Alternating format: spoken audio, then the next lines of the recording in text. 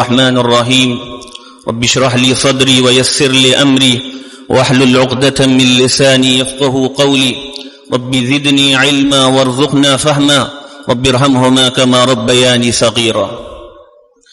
میرے دینی اور ایمانی بھائیوں، بزرگوں اور دوستوں، دنیا میں آنے کے بعد انسان کو مال سے محبت ہو جاتی ہے، اور خود قرآن مجید میں اس کی طرف اشارہ کیا گیا ہے کہ وَإِنَّهُ لِحُبِّ الْخَيْرِ لَشَدِيدٌ۔ انسان کے دل میں مال کی محبت بڑی سخت ہے، وہ مال کی محبت میں ڈوبا ہوا رہتا ہے۔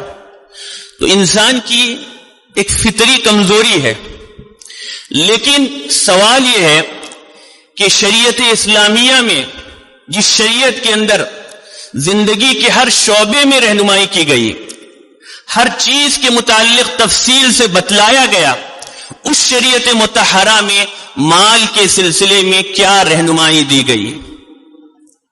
دیکھیے، مال کا استعمال اگر اچھا ہوگا تو انسان کو جنت کے بلند ترین درجوں تک پہنچا سکتا ہے، اور خدا نخواستہ اس مال کا اگر ہم نے غلط استعمال کیا، غلط جگہوں پر اس کو ضائع کر دیا، اسراف کیا، اللہ کی نافرمانی میں اس کو خرچ کر دیا، تو یہی مال انسان کو جہنم کے گڑھے تک پہنچا سکتا ہے۔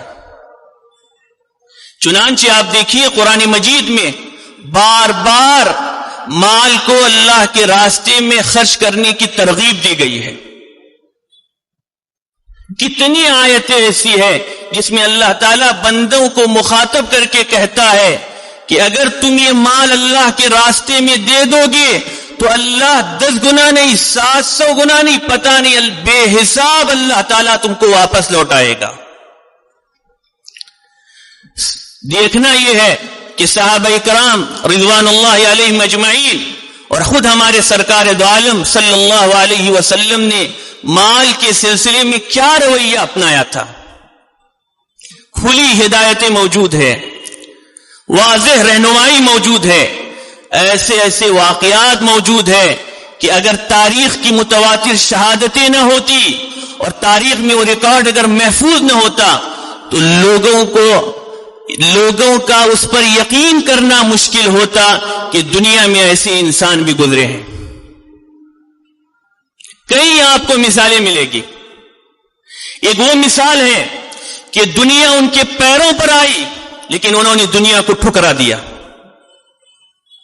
سیدنا حضرت عمر بن خطاب رضی اللہ عنہ کا دور خلافت ہے، اسلامی حکومت پوری شان و شوکت کے ساتھ دنیا پر حکومت کر رہی تھی۔ 10 لاکھ مربع میل پر وہ درویش صفت انسان مدینۃ المنورہ میں بیٹھ کر حکمرانی کر رہا تھا۔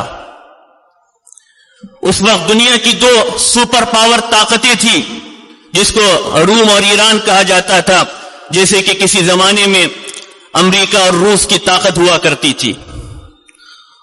وہ درویش صفت انسان وہ تھا جس نے ان کے غرور کو خاک میں ملا کر رکھ دیا تھا، ان کے دانت کھٹے کر لیے تھے۔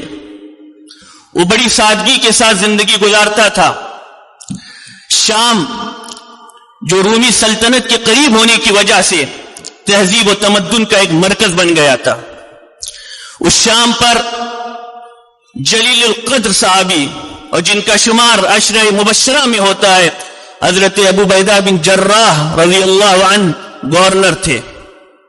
ایک مرتبہ حضرت عمر رضی اللہ عنہ نے شام کا سفر کیا، اور یاد رکھیے اس زمانے میں شام آج کے 4 ممالک کا مجموعہ تھا۔ آج تو شام بہت چھوٹا ہے، اس زمانے میں اس وقت کے 4 ممالک شام کے اندر موجود تھے۔ فلسطین اور اسرائیل کا جو علاقہ ہے، اردن، لبنان اور پھر یہ شام، یہ 4 ملا کر ایک علاقہ اور ایک ملک اور ایک حکومت تھی۔ حضرت عمر رضی اللہ عنہ جب شام پہنچے ہیں تو اب دیکھیے، حضرت عمر کے دل میں خیال آیا کہ ابو عبیدہ جب تک مدینے میں تھے تو ہو سکتا ہے کہ ان کی زندگی میں بڑی سادگی تھی، اس لیے کہ مدینے کے اندر معمولی کھیتیاں ہوا کرتی تھی، لوگ مزدوری اور زراعت کے ذریعے کماتے تھے، اور شام اس وقت ایک ترقی یافتہ ملک، تہذیب و تمدن کا مرکز، روم کے قریب ہونے کی وجہ سے ظاہر سی بات ہے وہاں کے اثرات اس پر بھی پڑیں گے، تو ممکن ہے کہ ابو عبیدہ کی زندگی میں شاید کچھ تبدیلی آئی ہو۔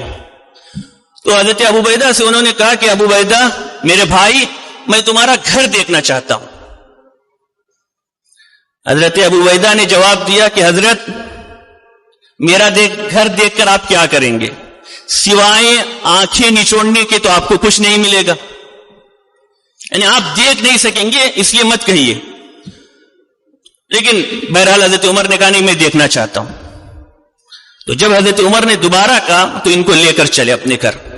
اب دیکھیے، یہ سبق ہے کہ وقت کا حکمراں تہذیب و تمدن کے مرکز میں بیٹھ کر حکمرانی کرنے والے افراد، لیکن رسول اللہ صلی اللہ علیہ وسلم کے سچے تربیت یافتہ افراد جب دنیا کی زمام اقتدار ان کے ہاتھ میں آیا، تہذیب و تمدن کے مرکز میں بھی جب پہنچے، مال و دولت کی ریل پیل بھی جب آئی، تو ان کا نہ ایمان، نہ ان کا عقیدہ، نہ ان کی تہذیب کے اندر کوئی فرق آیا، اور نہ رسول اللہ صلی اللہ علیہ وسلم کے زمانے میں جس طرح انہوں نے زندگی گزاری تھی اس کے اندر ذرا برابر فرق آیا۔ اب ہوا کیا؟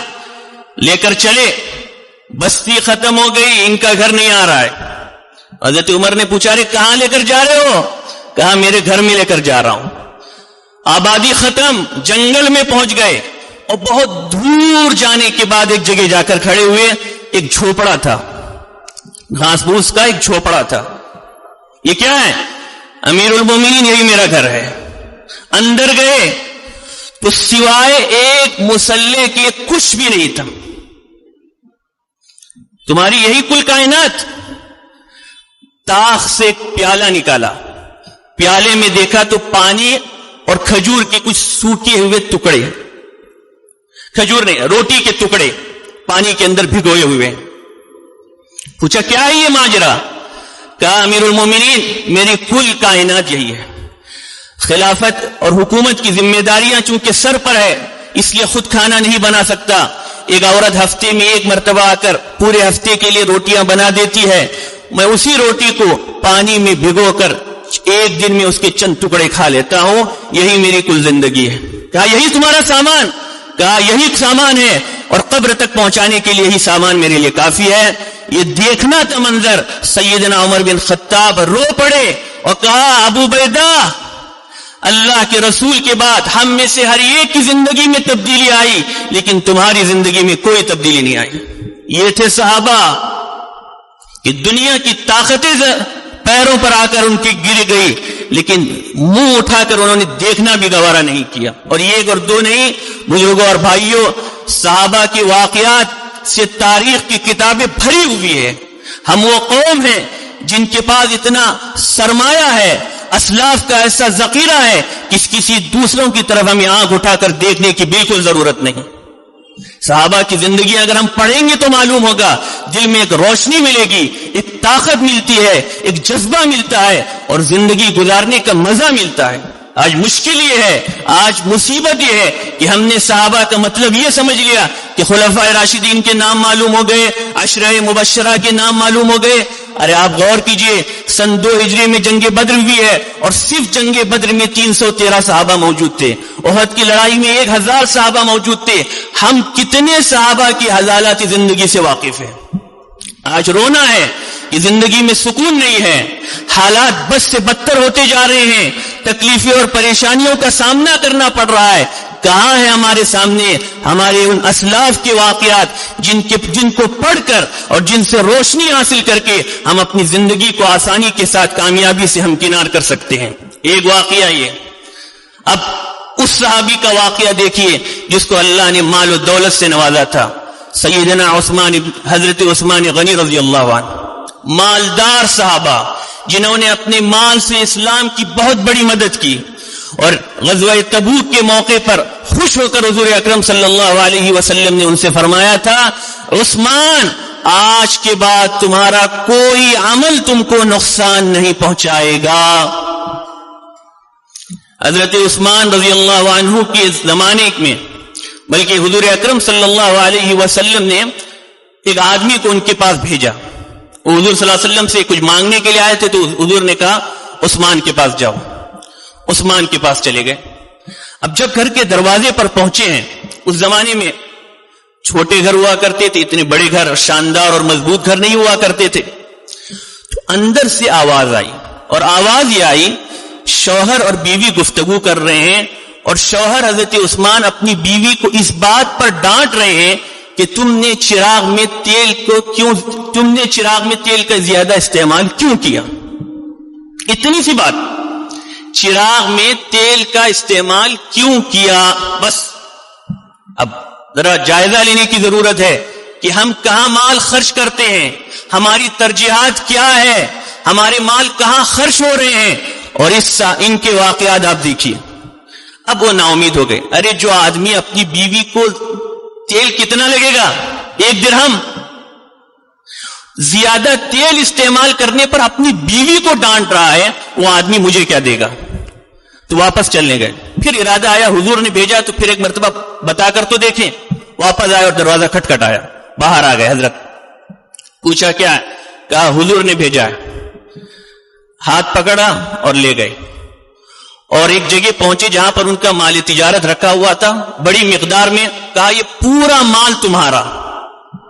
حیران, پریشان. ارے یہ وہی آدمی ہے جو 5 منٹ پہلے اپنی بیوی کو زیادہ تیل استعمال کرنے پر ڈانٹ رہا تھا, اور آج ابھی 5 منٹ کے بعد کیا حالت بدل گئی کہ پورا مال تجارت حوالے کر رہے ہیں. پوچھا حضرت بہت شکریہ آپ کا, لیکن ایک بات پوچھتا ہوں. میں جب تمہارے گھر میں آیا اور دہلیز پر میں کھڑا تھا تو اندر تمہاری یہ گفتگو ہو رہی تھی, یہ 5 منٹ کے اندر کیا تبدیلی آ گئی آپ کے اندر؟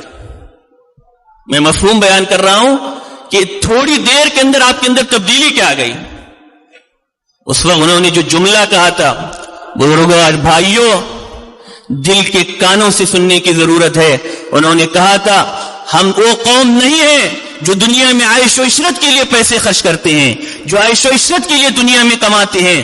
ہم وہ قوم ہیں جو غریبوں کی مدد کرنے کے لیے, جو مسلمانوں کی, غریبوں کی اور مسکینوں کی مدد کرنے کے لیے دنیا میں پیسے کماتے ہیں. وہاں اسراف تھا, اور یہ مال اللہ کے راستے میں دے رہا ہوں, اس کا مجھے واپس نہیں دگنا ملے گا, اور وہ مال اسراف ہے, اور کل اللہ کی بارگاہ میں اس کے بارے میں پوچھ ہوگی. کہاں استعمال کر رہے ہیں ہم لوگ مال؟ کیا زندگیاں تھیں صحابہ کی کہ اپنی ذات کے لیے ذرا سا بھی تکلف برداشت نہیں ہے, اپنی ذات کے لیے ذرا بھی اسراف برداشت نہیں ہے. اور جہاں اللہ کے راستے میں دینے کا معاملہ آیا کہ مال لٹا رہے ہیں, جو کچھ رہتا تھا وہ سب کچھ دیتے تھے. حضرت ابو الدہداء ایک صحابی ہے, واقعہ ذرا تفصیلی ہے, میں صرف اس میں سے ایک جز آپ کو یہ سنانا چاہتا ہوں کہ حضور نے کے پاس وہ آئے اور کہا میں اپنا ایک باغ, واقعہ ذرا تفصیلی ہے, اور اسی ضمن میں وہ بات پیش آئی تھی کہ ان کو اپنا باغ بیچنا پڑا تھا. ایک کھجور کا درخت چاہیے تھا ایک یتیم کے لیے, تو حضور صلی اللہ علیہ وسلم کو دوسرا آدمی دینے کے لیے تیار نہیں تھا. تو یہ خود آئے تھے حضور کے پاس اور کہا حضرت کیا میں اس درخت کو خرید کر اس غریب کو دے دوں, اس یتیم کو دے دوں؟ کہا دے دو. تو انہوں نے اس کے بدلے میں, ایک درخت کے بدلے میں اللہ کی خوشنودی کے لیے اپنے اس باغ کو دے دیا, فروخت کر دیا, جس باغ کے اندر 600 کھجور کے درخت تھے, دیواریں تھی, اور بہترین مال, اور مدینے کا مشہور اور خوبصورت ترین باغ شمار ہوتا تھا. صرف ایک درخت کے لیے حضور کے کہنے پر انہوں نے اپنا پورا باغ دے دیا. اور جب اس باغ کو انہوں نے دے دیا, فروخت کر دیا, تو حضور اکرم صلی اللہ علیہ وسلم نے خوش ہو کر ان کو کہا تھا کہ ابو الدہداء جنت اللہ تو تم سے زیادہ سخی ہے, تم نے ایک درخت کے بدلے میں 600 اپنے درخت کو بیچ دیا, اللہ نے اس کے بدلے میں اتنے باغات تم کو جنت میں دیے ہیں کہ جس کو تم شمار نہیں کر سکتے, اور اس کے پھل کی کیا لذت ہے اور کیا کثرت ہے. وہاں جو صحابہ بیٹھے تھے وہ تمنا کرنے لگے کاش ابو الدہداء کی جگہ پر ہم ہوتے. گھر چلے گئے, اس باغ کے اندر قدم بھی نہیں رکھا, بیوی بچے باغ کے اندر موجود تھے, باہر سے آواز دی فلانی باہر آ جاؤ، اس باغ کو میں نے بیچ دیا ہے۔ بیوی باہر آ گئی، وہ سمجھتی تھی کہ میرا شوہر بہت زیادہ چالاک ہے اور بہت بڑا تاجر ہے۔ کتنے میں بیچ دیا؟ کہا جنت کے ایک ایسے درخت کے بدلے بیچ دیا کہ جس درخت کے سائے میں ایک سوار اگر چلے تو 100 سال تک چل سکتا ہے۔ بیوی نے جواب دیا تھا بہت نفع بخش تجارت تم کر آئے ہو۔ بیوی بھی ایسے اور شوہر بھی ایسے۔ بھائی اور بزرگوں، یہ مال اللہ کا دیا ہوا، یہ ہمارا مال نہیں ہے۔ جیسے کہ گزشتہ ہفتے بھی یہ بات بیان کی گئی تھی کہ یہ نفس بھی اور یہ مال بھی یہ اللہ نے خرید لیا ہے جنت کے بدلے۔ ہمارا نفس بھی بکا ہوا، ہمارے مال بھی اللہ کے لیے ہم نے فروخت کر دیا ہے، اور جنت اس کے بدلے میں اللہ کی طرف سے ہمیں عنایت ہونے والی ہے۔ کئی آیتیں ہیں اور تفصیل میں جانے کا موقع نہیں۔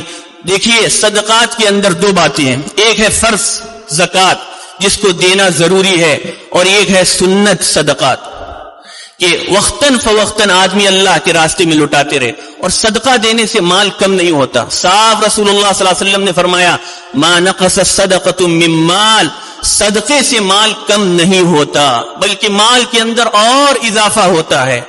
اور جو آدمی زکوٰۃ ادا کرتا ہے، زکوٰۃ اس کے مال کو پاک اور صاف کر دیتی ہے، اور جو آدمی زکوٰۃ ادا نہیں کرتا، زکوٰۃ اس کے مال کو تباہ اور برباد کر دیتا ہے۔ قرآن مجید میں کتنی سخت ترین آیت ہے، دیکھیے والذین یکنزون الذهب والفضہ، جو سونا اور چاندی کو کنز کر کے رکھتے ہیں۔ علماء فرماتے ہیں کنز کا مطلب وہ مال جس کی زکوٰۃ نہ نکالی جائے۔ والذین یکنزون الذهب والفضة ولا ينفقونها في سبيل الله، اللہ کے راستے میں اس کو خرچ نہیں کرتے، دردناک عذاب کی ان کو خوشخبری سنائیے۔ یہ مال کل قیامت کے دن جہنم کی آگ میں گرم کیا جائے گا، تپایا جائے گا، اور اس سے پیشانی کو، پہلو کو اور پیٹھ کو داغا جائے گا، اور کہا جائے گا یہ وہ مال ہے جو تم قرض کر کے رکھتے تھے، جمع کر کے رکھتے تھے، اللہ کے راستے میں خرچ نہیں کرتے تھے، آج اس کا بدلہ چکھو۔ ایک اور دو، ایک طرف فضائل کی بھرمار ہے، اور ایک طرف کتنی ایسی روایتیں ہیں جس میں اس بات سے ڈرایا گیا ہے اگر زکوٰۃ نہیں ادا کرو گے تو یاد رکھو پھر خیر نہیں ہے۔ اسی لیے حضور نے فرمایا تھا جو زکوٰۃ نہیں دیتا اللہ بارش کو روک دیتے ہیں۔ زکوٰۃ نہ دینے کی وجہ سے آسمان سے فیصلہ ہوتا ہے کہ بارش بند۔ اب جانور بھی پریشان، انسان بھی پریشان، کھیتیاں بھی تباہ، مال اسباب سب کا نقصان۔ اسی لیے ہم لوگ اس بات کو طے کر لیں 1 سال گزرنے کے بعد، وہ بھی نصاب ہو، اتنی مقدار میں آپ کے پاس مال ہے۔ ویسے تو 5 چیزوں پر زکوٰۃ واجب ہے۔ ہمارے یہاں علاقے میں عام طور پر سونا چاندی، پیسہ اور مال تجارت، یہی چیزیں زیادہ استعمال ہوتی ہے۔ تو اس میں آپ دیکھیے 1 سال گزر جائے اور وہ بھی صرف 2.5%، یعنی 100 روپے میں 2.5 روپے، کتنی بڑی مشکل بات ہے۔ ٹیکس کتنا ہوتا ہے اور زکوٰۃ کتنی ہے آپ خود غور کر کے دیکھیے۔ اور پھر ایک بات آپ غور کیجئے، زکوٰۃ آپ کی انکم پر نہیں ہے، زکوٰۃ آپ کی سیونگ پر ہے۔ آمدنی پر اس شریعت نے زکوٰۃ کو فرض نہیں قرار دیا۔ دنیا کے اندر کیا قانون ہے آپ دیکھیے، اور ہماری شریعت کا معاملہ دیکھیے کہ زکوٰۃ آپ کی سیونگ پر ہے، اور وہ بھی 1 سال گزر جائے اور آدمی کے اندر حیثیت ہو۔ اور یہ بھی بات بھی ہمارے ذہن میں رہے کہ ملکیت، جس کی ملکیت ہے وہ زکوٰۃ نکالے۔ اب زیورات ہیں، اب بعض مرتبہ معاملہ مشتبہ ہوتا ہے۔ عورت کہتی ہے شوہر کا زیور ہے، شوہر کہتی ہے عورت کا زیور، یعنی جب تک محبت کے ساتھ رہتے یہ معاملہ ہوتا ہے۔ اب کہیں خدا نخواستہ دشمنی ہو گئی تو بیوی اپنا کہتی ہے، شوہر اپنا کہتا ہے، یہ بڑا مسئلہ ہے یہ۔ تو اس لیے معاملات کے اندر کس کی ملکیت یہ واضح ہونا چاہیے۔